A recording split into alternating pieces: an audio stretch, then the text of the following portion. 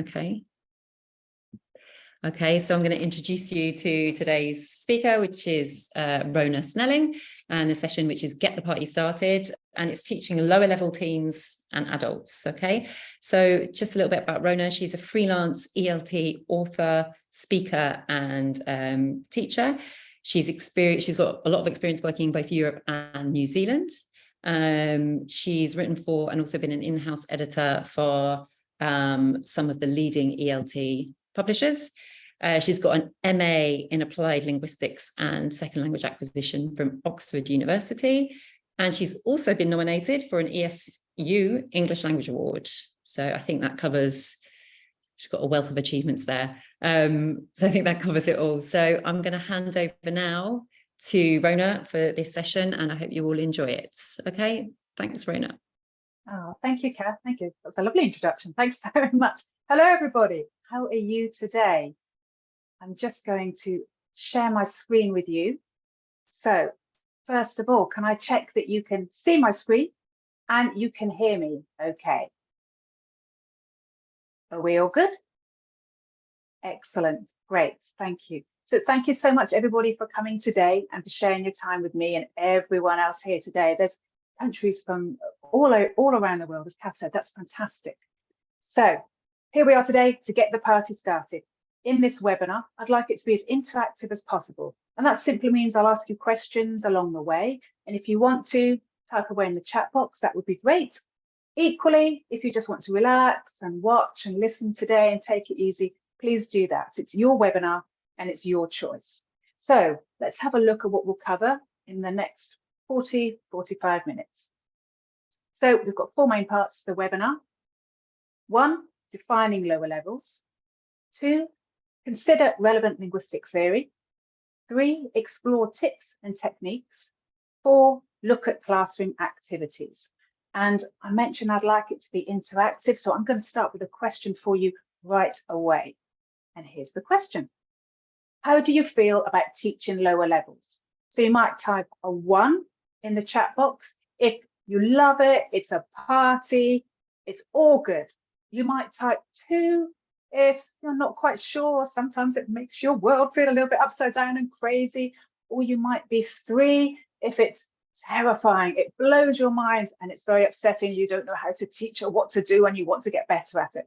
So we've got lots and lots of numbers. We've got some 1s, which I'm pleased to see, some 2s, okay, and there's quite a few 3s as well, whizzing up and down. I'm going to quickly type in my number. I'm going to be a 1 because now they are my favorite level to teach, because I think if you're teaching B2 plus or C1, that's great. You can get into the nuances of language usage, fascinating. If you're teaching B1, B2, that's great. Maybe you're working towards an exam, you're sorting out errors or a little bit of fossilization, but lower levels for me, fantastic. I really enjoy that you've got that really quick progression with lower levels. So you'll start from students struggling to comprehend anything, perhaps, to progressing to saying a single word, a single phrase, a whole sentence, a conversation. I love seeing that. And I love that rapport and bond we get with the lower levels. I think I would say that that's stronger than other levels. I don't know if you'd agree, but I feel like they know that you want them to succeed and you know how hard and challenging and tiring it is at the start of the journey. So there's a really nice connection there already. So thank you for sharing all of your numbers. That's great. There's a good mix of numbers there. Let's move on to the first part then of the webinar, defining lower levels. So you know in the title to this, I've already said that it's A1, A2, but we've got some other common terms that fly around quite often. False beginner, absolute beginner, zero beginner, true beginner. So let's have a look at them. So a false beginner would have some basic knowledge of English. So maybe that's someone who studied English decades ago at school, and they might remember a little bit of it. Or you could have an absolute, zero, or true beginner. So maybe that's someone from a developing country, a refugee that's just arrived in a new country. So perhaps the context is ESOL there rather than EFL.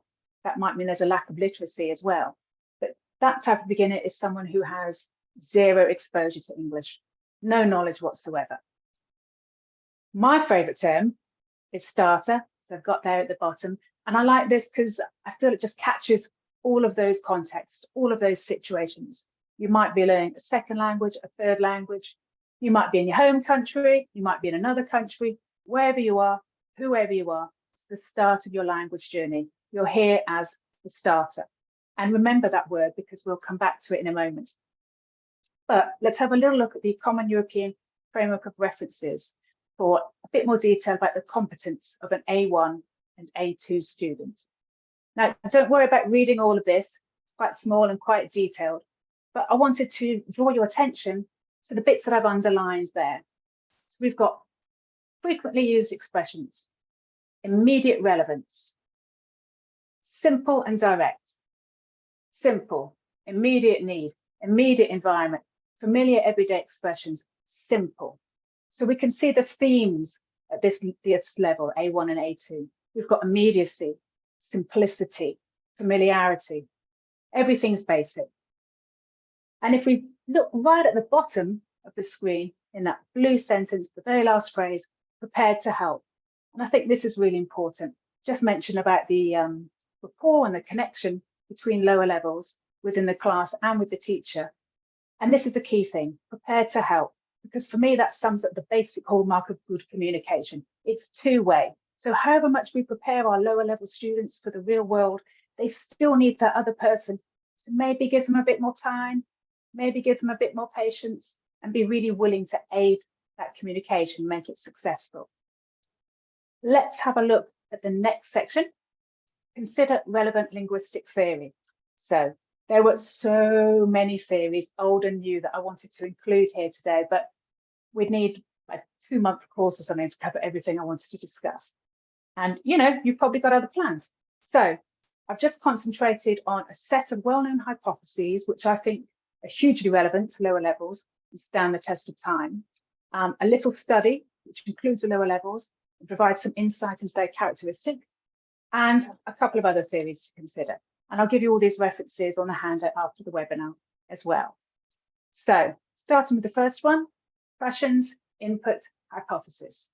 So this is also known as the monitor model, and you'll notice from 1982. So when I said it stands the test of time, I really think it does. Often in my mind with teaching lower levels. So that's why I had to include this one. And there's 5 parts within this set. So number 1, acquisition and learning. And there we've got that distinction between acquisition as a sort of subconscious acceptance of language, a bit like learning your first language, or we've got learning, that deliberate, formal, conscious choice to learn a new language, like doing a second language course, like reading the grammar rules of a new language point within that second language. Number 2, natural order. So this just refers to the sequence of language, that progression from easy to more difficult. So I'm guessing that none of us are going to teach the third conditional, for example, with A1 and A2 students. We're going to start with simple grammar points, personal pronouns, to be, basic verbs. Number 3, monitor. And that's like an internal self-corrector. So the monitor monitors for errors and deviation of speech. So the optimal learner will use this technique very well. And this could be the extroverted student in your class.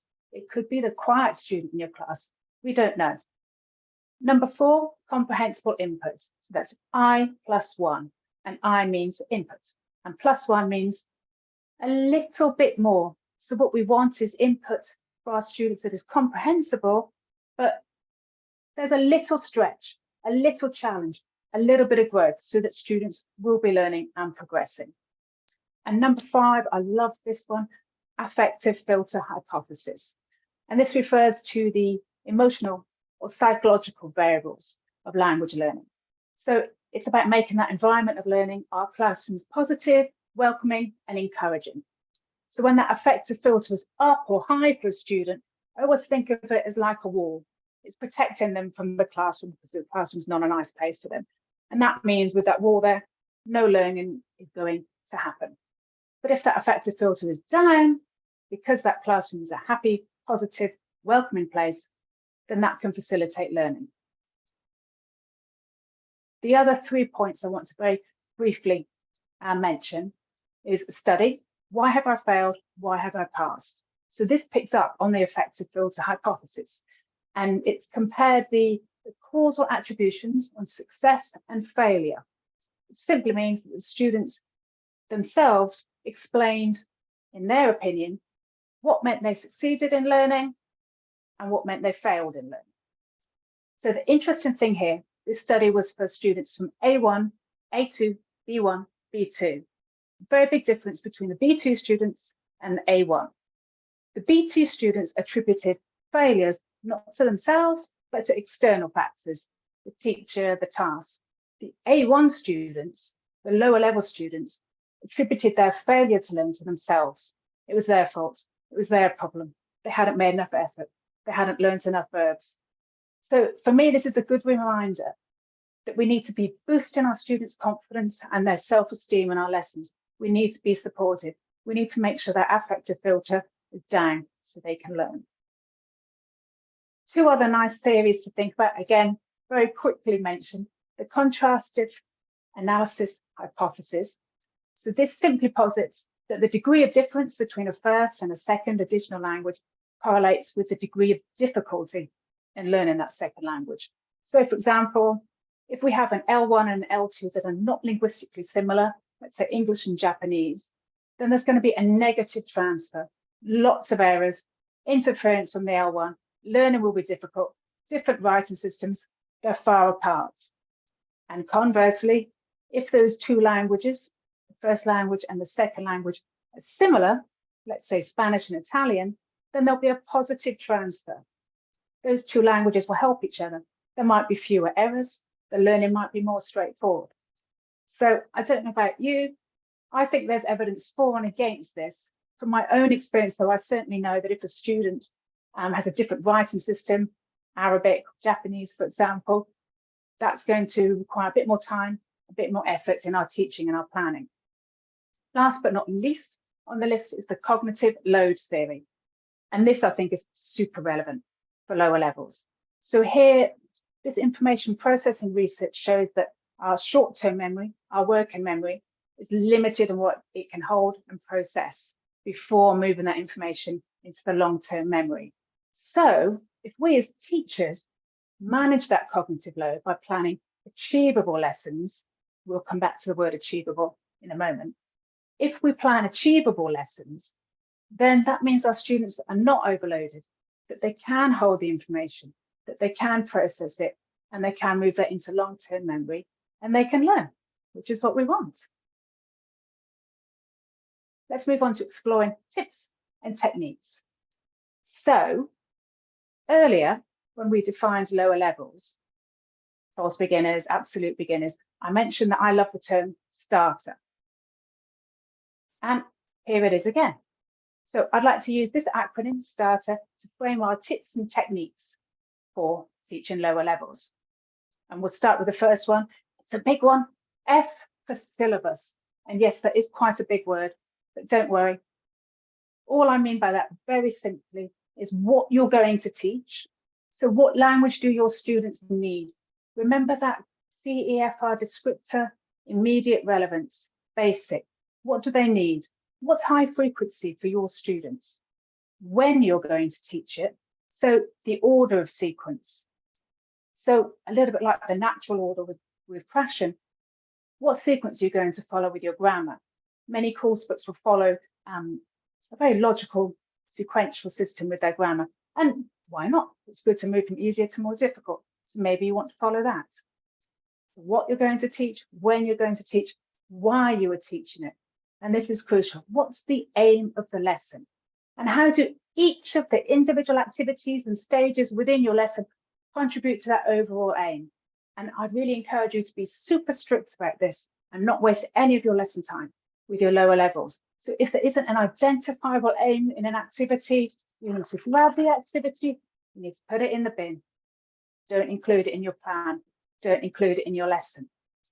And thinking about planning your lesson also, if it takes you a full hour to get through this much of work in your course book, don't worry and don't be surprised, because hopefully that means you're making a clear and thorough presentation, you're allowing time for lots of practice, you're changing the pace so students have got heads up activities listening to you, heads down activities, maybe writing something, change of pace for breather, and you're giving students opportunity to get that output and production of language. So don't worry if the amount of time of your lesson maybe doesn't feel that it correlates to what you covered in the course book. And part of planning your lesson is choosing the lesson model. We've got here in those 3 circles, PPP, TBL, and FLIP. So these are 3 different lesson models. So another quick question for you in the chat box. Would you like to tell me what the acronym PPP or TBL is? Who's going to be their first fast typing? Oh, I think Francesca was in there first. So we've got PPP. Oh, and who was first? I think Gillian, maybe. I think you were perhaps first with TBL. So thank you ever so much, everybody, for doing that so quickly. So PPP, presentation, practice, production. So that's often found in course books, that logical sequence and flow, the presentation of the target language, the practice activities of that target language, and then a production task at the end, like a speaking task or a written task, for example. And TBL, task-based learning. So students are working together to complete a task together, and the language arises and is used through doing that task. So it might be planning a school event, for example. And then a flip classroom, a flipped lesson. So this is quite interesting, and it's just when students do the passive part of a lesson. So for example, reading a text, watching a video, reading grammar rules, if that's appropriate to your context. They do that passive part within their own time, outside of class, before class. And then in class, you can do the more active learning. So you might want to think about the model of your lesson as well when you're thinking about the syllabus. Shall we move on to the next letter? And it's T, and it's 3 T's. T, T, T. So another quick question for the chat box. What might this stand for? What could this acronym be? Oh, Francesca again. Super fast fingers. Thank you very much. Yep, and lots of others getting it. Great. So TTT in this instance is referring to teacher talking time. So generally in a lesson, our aims are to reduce our teacher talk time and increase the student talk time, because obviously by students producing language, using language, activating their language, they're practicing, they're progressing, they're communicating, that's what we want. And we can agree that lower levels have a smaller lexicon and less working knowledge of the language. So we should also aim to make sure that our output as a teacher is not overburdening students. Remember that cognitive load theory, that there's only so much information your students will be able to process. We don't want to overburden them with what we're saying during the class. So when you give an instruction, make sure it's clear, make sure it's comprehensible. And if you want, this is something I often do with lower levels actually, is to literally plan your script. So write down your instructions. And personally, I think this really helps in our development, because we've got that self-awareness, that reflection, and then that helps us for our next lesson. And I can't mention TTT and not mention the use of L1 with lower levels. So let me ask you your next question. Should teachers use the shared L1 with lower level students? So an A in the chat box for always use the L1, S for sometimes, N for never. And at the moment, there's a sea of S's. Oh, there's an N. Is there any A? Are there any A's? I don't think so.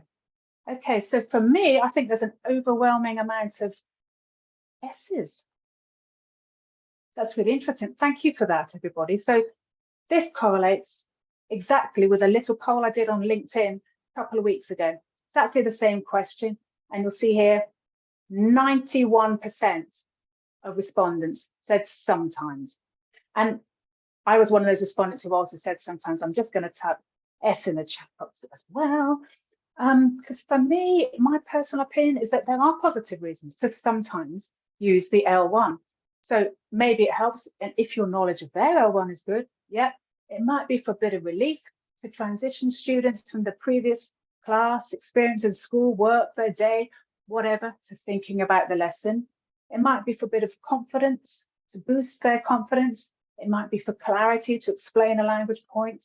Any of those reasons and more.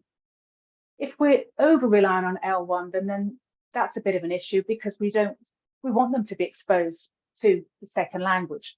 We want them to rely on that second language and learn techniques for coping.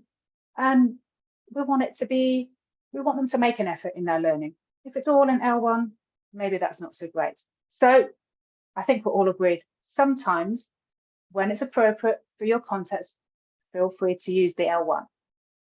Let's move on to our next letter, and it's A for achievable. So we mentioned this one earlier.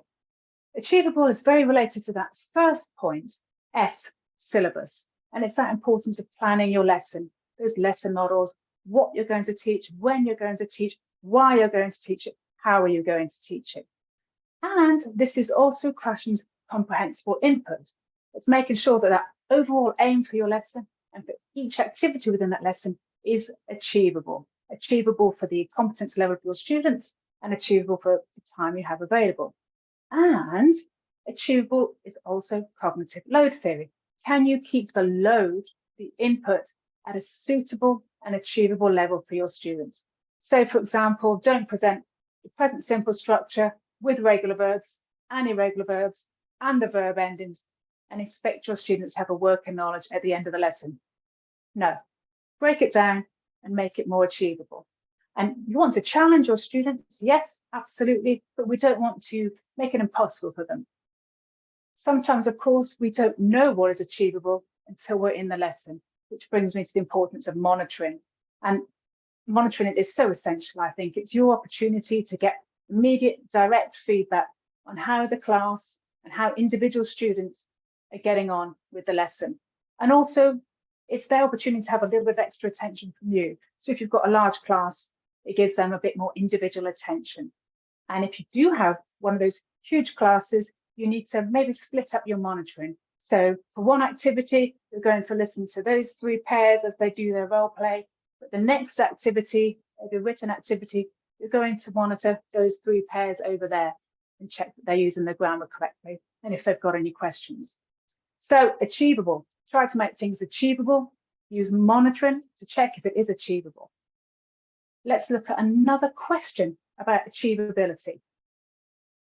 How many lexical items should you teach to lower levels in one lesson? How many do you think? 6, 7, 2, 8, 4 to 6, 10, fewer than 10. It depends, Siren. I like that answer. Come back to that in a minute. 9, 3, another, it depends. 7. I don't think we've got anyone above 10 at the moment, fewer than 10. So I think the lowest we have is 2 and the highest is 10, and that it depends. So yeah, research does suggest it's 6 to 8 or 8 to 10 new lexical items per lesson. So we're all on the right page there. It doesn't sound like much, does it? But I think, again, we're lower levels. We have to remember that this new word comes with a new orthographic pattern, phonemes, graphemes, syllable stress, form, usage, relative frequency. There's so much going on in one word. So it feels like quite a good amount, really. And don't forget, we want students to be able to learn those new words, move those words into long-term memory, and then recall them in the next lesson. So we don't want to overburden it. So for me, I do always keep that lower than 10 figure in my mind. I've always got that in my mind for teaching or for writing materials. But I'm now going to contradict myself and show you an example of a lexical set that has more than 10 words. Is that okay? I think sometimes, yes, maybe it is okay. Maybe we can push that number for several reasons, because maybe some of those words that are internationally recognized, or there might be a cognate with that first language, so coffee and salad, for example. Some words might be highly relevant to your teaching context. So for this slide, if there's a noodle place next to your school and a sandwich shop in the corner, let's get those words in there and bring that real life into the classroom. Some words may be high frequency and important to individual students. So I changed this slide a number of times to match what my students like, their favourite foods, where they're from. So we've got flatbreads or pita breads at the bottom there. We've got a spoon of Polish soup. We've got a Malaysian curry. You can mix and match it to make sure that it's personalised. Another important point for learning. And whilst this slide is about food as a lexical set, what other things could you do with it? How could you repeat this information? Food and drink are always more than 10. Sonia, absolutely, I agree with you. And I think because they're not abstract items, but they're quite easy to translate, we can push that number up. We can talk about culture, absolutely. Recipes, so culture from Totti, I hope I pronounced your name correctly. Recipes from Diane. Colours, yeah, that's a good one. Your favourite foods, countables. Yes, I was going to mention that. Thanks, Teresa. That's great. What they like and don't like. Loads of things we can do. We can get in an achievable lesson on a lexical set, but we can also extend that lexicon. We could pick up burgers, sauces, plates, fork, knife, accountability we had earlier. So we've got 1 egg on toast at the top, 4 eggs with an S in the box. You could have there is 1 egg, there are 4 eggs.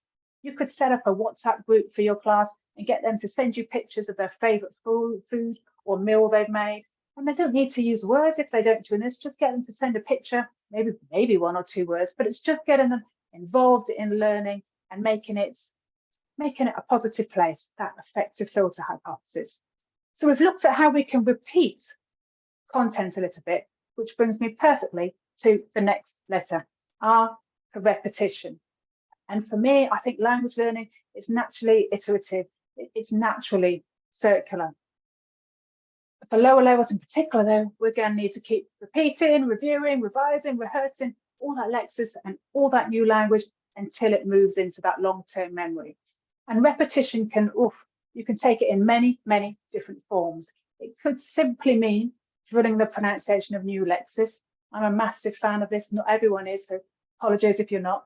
For me, it's a great way to repeat new words, and you can do it in fun ways. So you can have the whole class repeat the word. Individual students repeat the word. You can ask your students. You can ask them to shout the word. You can ask them to say the word whilst they hold their nose. You can do it in any silly way that makes it memorable, fun, and easy and achievable.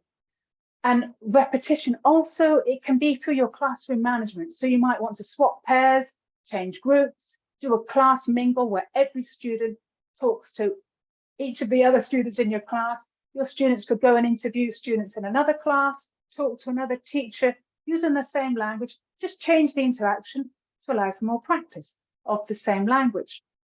Repetition could also be the practice activities, whether it's a heads-up activity, input from the teacher, pair work, group work, a heads-down activity, a written exercise in the student book, flashcards, realia, props, role plays, board races, anything, maybe real life, going to the sandwich shop that's on the corner and placing an order.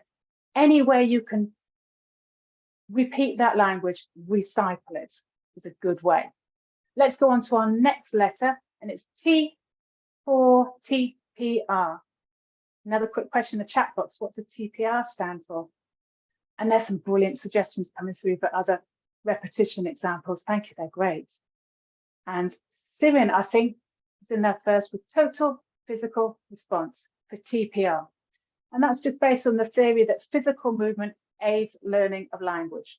And it's a popular technique with younger classes and with teens, but also, I say I've used it with adult classes, so use your judgment. In its purest sense, it can be miming. You know, it's an elephant with its long trunk and its big ears, but it can be stand up, sit down. It can be any over-exaggerated physical movement. You can use it to teach vocab. Tired. You can give class instructions to open your books, to look at the board, to listen, to write, to read. If you can demonstrate rather than verbally explain, I think that's great for this level. Again, it helps with keeping that cognitive load nice and low and achievable. So before we go on to our next letter, Another quick question for you.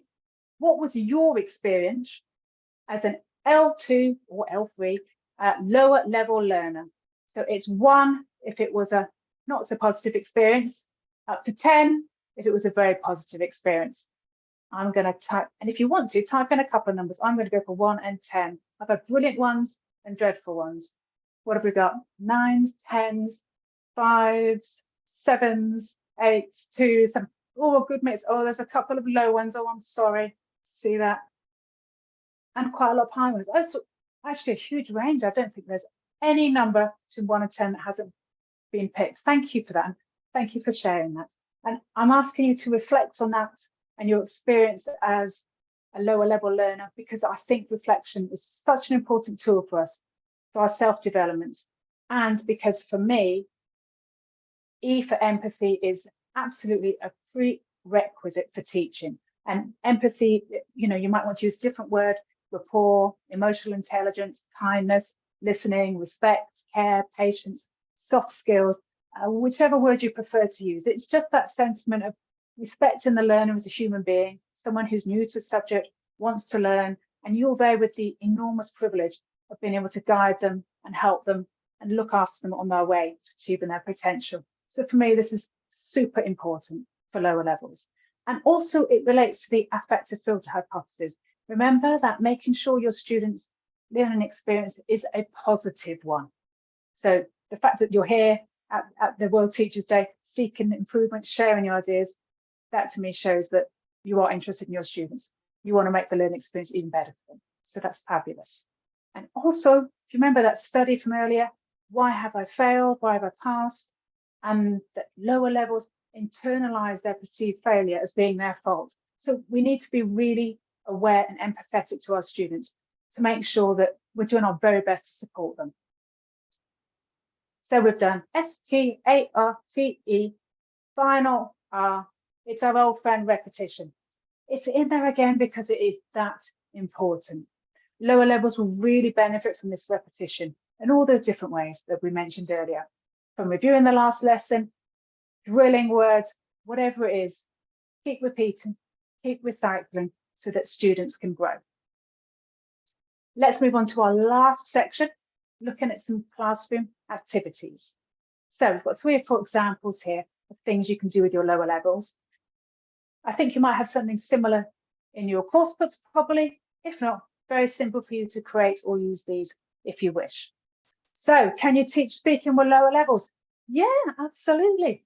Here is a super simple example. So the key thing for me to remember is when we're setting up speaking activities is to ensure you've clearly presented all the language that students need to do the activity. What language do they need to produce it? So it's back to achievability again. So that means they know and they've practiced in a controlled or semi-controlled way, so they know how to say something, when to say it, what to say. And that controlled practice, again, it's important. It leads to greater competence, greater confidence, and that facilitates freer, more natural, more spontaneous speaking. So in this very, very tiny speaking activity, students have already been presented with the verb to be, subject pronouns, basic WH question. Maybe they've been presented a chunk of language, nice to meet you. Maybe they've done some work on sentence stress, what's your name? Maybe they've done some intonation work, nice to meet you. So it's a positive sound, not a flat sound. And this could easily be extended though. At the moment, it's pair work, it could become group work, it could become whole class work. So a class mingle on your first lesson with a new class. So students get up, move around and introduce themselves to every single person in the class. You could up the challenge and have students ask for the spelling of a name or ask other questions. That might be a nice way to repeat it and extend it, a little bit like the comprehensible input +1, a little bit of a push. Let's look at the next example, grammar. So again, this is very, very small, 1 activity, that's all. But remember the importance of achievability in the activities that you do and to keep things very clear. So how simple is this? It's identifying the positives and the negatives, but actually there's a lot more going on. It's not just that. We've got contractions, we've got the use of an apostrophe, We've got the subject, verb, object, word order. We've got capital letters for the first letter of a word, capital letters for the first letter of a word of a sentence, sorry, capital letters for the initial letter in a word for a proper noun. We've got punctuation, we've got the full stops, and we've also got a couple of passive words in the instructions within number 1. Circle, which has got the circle around it to exemplify that meaning, and underline with the underline to exemplify that word. So there's quite a lot going on there. And contrastive analysis hypothesis, remember, if languages are different, this is a different writing system for your students. There's already a lot going on here. So another reminder to keep thinking about that achievability and that syllabus. Is it okay for your students? Is this enough? Because if you've got literacy and a different writing system, as I say, there's quite a lot to process here before we even get to the task and identifying positive and negative. So let's move on to another little example. Pronunciation this time. Another quick question for the chat box. Do you practice pronunciation with your lower levels? Yes, or maybe no?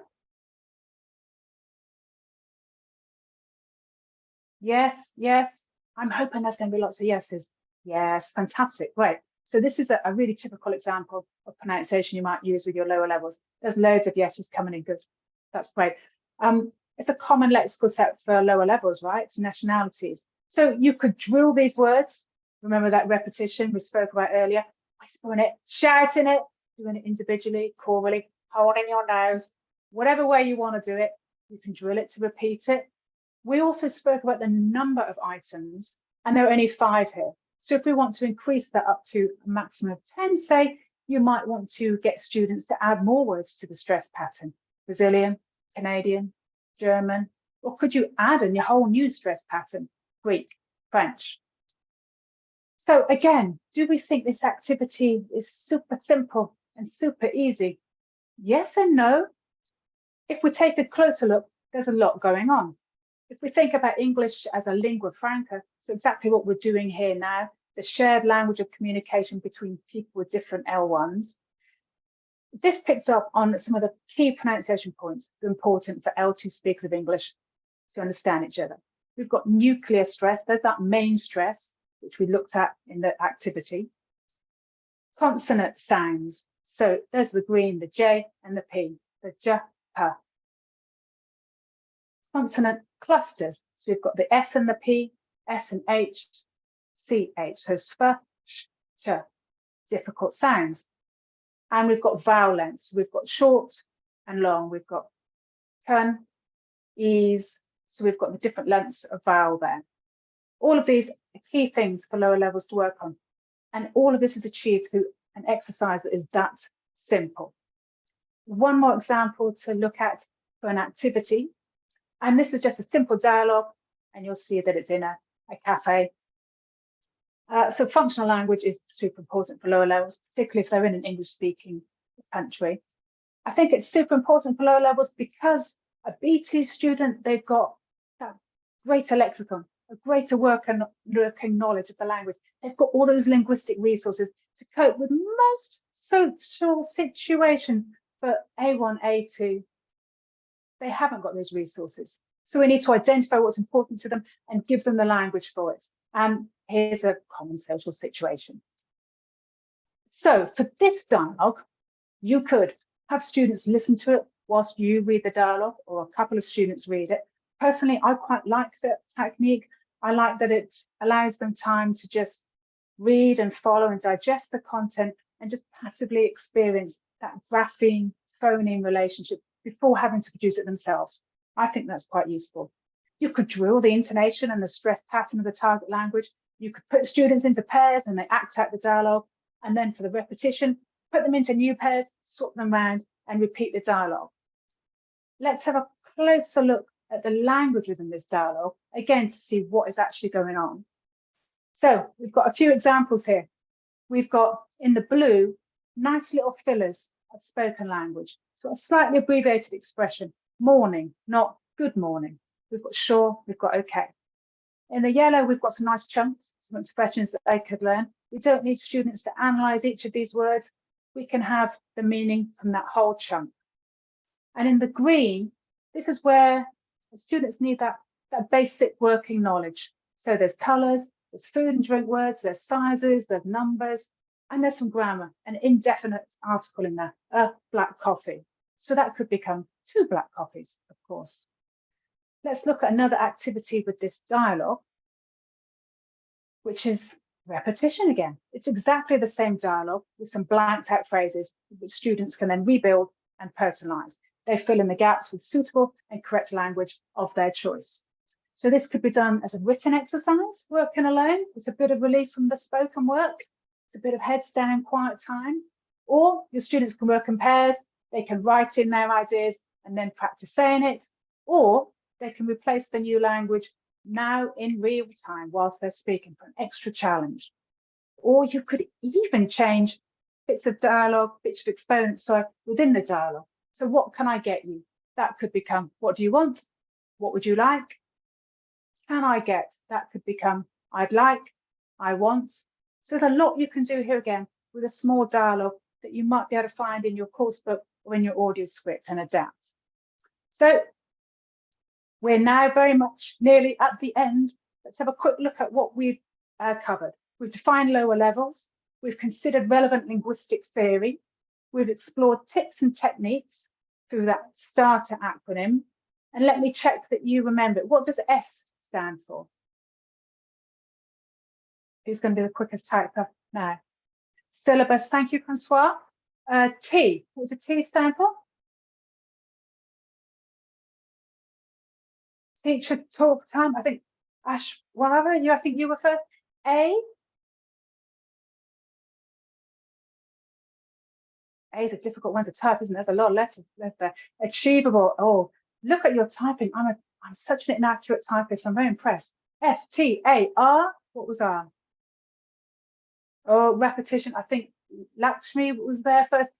T. TPR. Thank you. That was my E. Empathy. Great. And R. Repetition again. Lovely. Perfectly remembered. Thank you very much, everybody. And then number 4, we looked at some classroom activities. So I have one final question for you before we finish. How do you feel about teaching lower levels now? I asked you at the start of the webinar, there were some 2s, there were some 3s. How do you feel now about going into your lower level class? 1/2, good. Oh, there's a satisfying amount of 1s. That's brilliant. So my very final thing to do is just to say a massive thank you. Thank you so much for your participation and your energy, your excellent ideas with activities and everything. Thank you very much for sparing your time and coming along today and celebrating World Teachers' Day. If you've got any questions, we'll look at them now, or if you want to contact me, there are my details on the screen. I will stop my screen share and we can go to some questions. Thank you. Thanks, Rhona. That was great. Loads of ideas there. Really, really great practical ideas and lots of interesting points you made there. We've got lots of questions in the Q&A, so we've just got some time to have a look at some of those. We've got a couple of people asking the same thing, actually, which is Lydia and Andrea. I hope I'm pronouncing those right. Both saying, how do we improve on our TPR? I think they mean, Andrea saying, I don't think I do enough because I don't feel comfortable doing it. So can you give any tips about ways to introduce TPR into a classroom if you're a little bit shy about it? Yes, you can. It can honestly be as small and as simple as opening your book, reading your book. I'd start with those little things that you can say and do at the same time. So you can say, open your book, read your book, write. So I'd probably combine it with a word first, so it's not too scary to just be completely silent. I do it that way. And again, it's thinking about whatever language is relevant and important for your students and seeing if you can somehow squeeze some TPR in there. Whether it's, with young learners, if you're doing parts of the face, which can be a really sort of fun thing to do, pointing at eyes and nose and ears or drawing them. And maybe that's another way to approach it.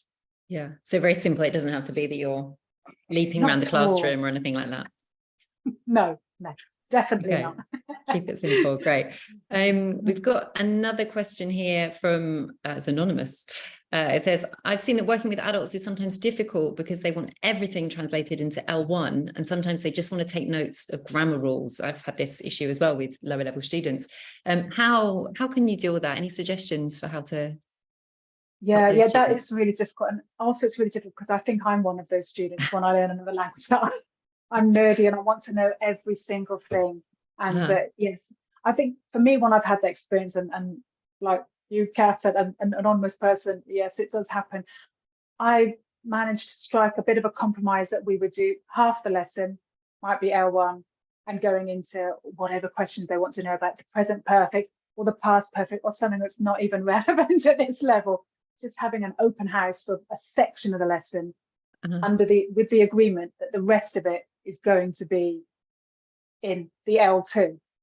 Yeah. So yeah, that's how I've worked before. And then gradually you want to shift that so that Yeah. L2 is becoming far bigger than the L1. Yeah. But I think it's also related to confidence, isn't it? That, you know, we want to know everything before we speak. So it's about encouraging and maybe even explaining in the L1 that this is part of language learning. You know, you will get things a bit wrong, you will try it out. It's all part of the gig of learning. It goes back to what you were saying about empathy. I think a lot of people, they don't feel comfortable suddenly, you know, they're sort of, a lot of the times professionals, they're very successful and suddenly they can't say what they want to say, and it's very frustrating. Yeah, absolutely. And you're all reduced. You've got that brilliant sort of level playing field. And it's kind of what I love about it as well, that there's everyone's in it together. Okay, great. Thank you. Diane Gaborit has asked a question, which I think is a good one. What's the optimum or maximum duration of a lesson for low levels? Like, what would you suggest is the optimum duration? We talked about cognitive load. Yes, yeah, definitely. Well, absolutely depends whether if it's one-to-one, I'd say probably no more than 30 minutes because that's so intense. Yeah. But having said that, if you've got someone who's highly motivated and they want to maybe do some writing or asking you questions in the L1, maybe it can be a bit longer. But I'd certainly say shorter, even with a class, I would say no more than 45 minutes, because I think within that 45 minutes, there's lots of change of pace and hopefully there's, you know, respite from input, obviously, but it is tiring, it is exhausting. So I would say probably no more than 45 minutes. Yeah, okay, great. We've also got a question which again is from Anonymous. I don't know if this is the same Anonymous or a different Anonymous, saying, what if we don't know the student's L1? So we talked about, you know, using L1. If you don't, multilingual class, for example, you know, you probably don't know all the L1s.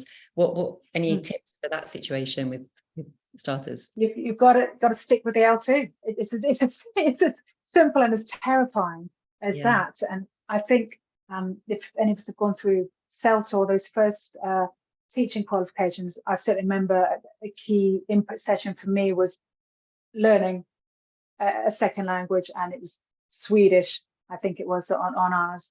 And it was almost silent method. So any output from the teacher was really precise, really accurate, only to do with the task. So it's thinking back about that teacher talk time and that output that you're going to give to make sure everything is as achievable and clear and comprehensible as possible. And it is challenging when it's a multilingual mix of L1s. Yeah, it is challenging, but then sometimes I think that's almost better because you've then got that from the off, you've got that reliance that you've got to speak and you've got to be active in your learning. So I probably encourage also that maybe this is actually quite a positive way to start your language learning, as long as you do it empathetically. Yeah, very challenging. I think what you said there about as well, about almost scripting everything that you say, you know, you have to really sort of think about it a lot. Absolutely. Okay. We've got another question here from teacher Danitza, who's asking, what assessment techniques do you recommend for lower levels? And she also says, thank you for this great session.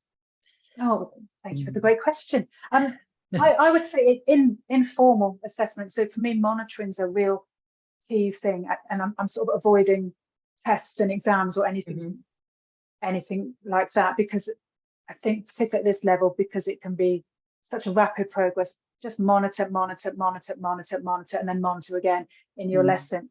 That's where you're going to see if that person's really struggling and reticent to speak. And is that because they just need a bit of extra time to process, or is that because it's too challenging what you're doing? So it's really monitoring closely, I think, and that's your best method of assessment, my personal opinion. And if you want to create little tests and little exams, then I guess I would then, yes, it might be appropriate to make it quite formal or quite written for your context, or you could do it through games. So if it's revising vocab, Pelmanism games, where you've got a picture of the item and then the word, something like that, something to make it more fun and less formal would be my personal view. Okay, thanks. Okay, Juliana Lira is asking, she says, hi, I have some adult students that have a lot of difficulties with pronunciation during speaking classes because they read more than talk. So how can I help them? Oh, that's nice. Well, if they're really into their reading, you could ask them to record themselves if they've got phones, obviously at home. So whatever it is they're reading, they're saying it at the same time. That's something that I've often done that with younger learners and with adults, actually. And some people don't like doing it, but I think there's a real value in reading aloud and having that very, very controlled practice. And if it's great for you monitoring as a teacher that you'll think, all right, sounds, they're difficult. They haven't got the short and the long vowels. And then you could pick out some particular pronunciation points if it's interfering with intelligibility and comprehension. If it's just their accent and their way of speaking, fantastic. But if it's impeding communication, then maybe you do need to pick out some individual sounds and look at consonants or word stress to help them a little bit. Sure, yeah, that's a nice idea. Get them to read. That's great. Here's a question from Buddy. I hope I'm pronouncing that correctly. Apologies if not. It says, I've got a low-level class with some high-level students. This obviously creates a problem. How can I cater to the needs of both kinds of students? That's tough. Oh, well, yes, that is tough. Absolutely. I mean, you're wonderful for asking, because that's, mixed levels are a common problem, aren't they? And I don't want to suggest create two lessons, but I know quite often I end up doing that, frankly, and thinking, like, they're B1, they're just beginning to be A2, so I need to have some different activities for parts of the lesson. So maybe the speaking, they're going to do this, they're going to do that for the speaking, and to separate them, which is not ideal. It's sort of survival mode for those difficult contexts. That's not great. Using open-ended questions obviously allows those higher level ones to sort of demonstrate, be more spontaneous and produce more language, which can be great for the lower levels because then they've got that exposure to extra language. It can be intimidating and depressing if they haven't got that language. So it's playing it by ear whether that open-ended questions help the higher levels are better, and probably a mix of activities, and just checking with your monitoring how that is, because sometimes that's friction and frustration in the classroom, isn't it? So it's seeing what you can do to manage that, and maybe it's having some sort of class contract to acknowledge that there's a mixed level, and so it won't be perfect, but actually this is what communication is about. It's learning to deal with different levels, because I think a key thing to remember is once our students are out in the real life, they won't always be with another A1 student. They will be with people of different levels. So you've got to learn to, as uncomfortable and awkward as that can be, manage that somehow. Yeah, sure. Okay, I think we've got time for just one more question. Salaf has asked, for longer classes, do you recommend a series of shorter activities as suggested, or 1 to 2 extended activities? Is that preferable? They're saying, in my experience, class flow can become an issue if there are too many activities. Yeah, I was just thinking, yes, short activities are great, but it's the flows in it. I think with young learners, I've often done a sort of circuits type class where they've got 8 minutes on this, 6 minutes on that, and it's super quick. And that's, also to manage behavior and motivation and attention. But the flow in that, there's no flow. It's just a series of little attacks of language. So I think it's monitoring, and it's maybe trying it out. So one lesson, I'm going to do 5, 6 different activities, see how that goes, and 2 in the next one, and judge how that goes with your class. I feel myself leaning towards extended activities, yes, because even within that extension, you can change the way you're presenting it, the way you're changing pairs. So there's still a lot of flexibility and pliability within that. So I've leaned towards the extended if I'm being forced to give an answer, but I try both and see how that feels and how your class responds. Sure. Yeah. Okay, great. Thank you. Okay, we've maybe got time for one more. Let's see, one quick one. Can you give your opinion on how to teach, this is from Wira, 35 students in a class? So when you have a large class with low levels, are there any quick tips that you can give us to help with that? No, I think that's probably, where's the mixed levels? It's up there. It's a really challenging thing. So I would get your group work sorted. So you've got people, if there's 35, I think instead of, so yes, cut it down into groups of 6 or 8, something like that. So you've got mini pockets of lessons. Go through, if you're doing a PPP lesson, do your presentation. When it's practice, use your monitoring to go and have a bit more of a look at this group. And then the next activity, you're looking at that group, to split it up a little bit that way. And sometimes it can be good, you know, you've got all that variety of people to speak to, but it is tougher in making sure that as much as you can, you're getting students to produce their language and you're there to listen to it. Because in groups, sadly, you can't be in 4 places at once in a class. You've got to choose one group and just make sure that you're getting as much opportunity as possible to hear them all. Yeah, exactly. Okay, great. Well, with that, we have actually run out of time, so we're going to have to end it there. But thank you so much for the session. There was loads more questions. Loads of great ideas there, really helpful. So just to say thanks very much to all the participants for your great questions. Thank you to the moderators and all the Facebook team.